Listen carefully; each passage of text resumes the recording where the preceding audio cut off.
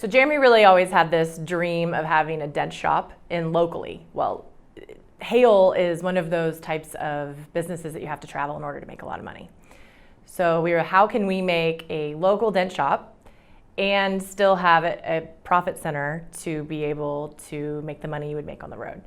He's always been incredibly talented at walking people through the process of Hale repair, and he really enjoys doing that for people. So the Academy was born between myself, Jeramey, and Chris, sitting down and really saying, how can we make this a long-term retirement play, really, for us in Springfield? I've known Chris for a long time, and we both have the same goal of not being on the road. You know, we were tired of traveling, and we're trying to figure out how we could plan our routes to stay without having to travel. So that's why Chris is on the road traveling right now, just to put money into the local shop and the Academy, so we can build it up to where we're both self-sufficient here at home.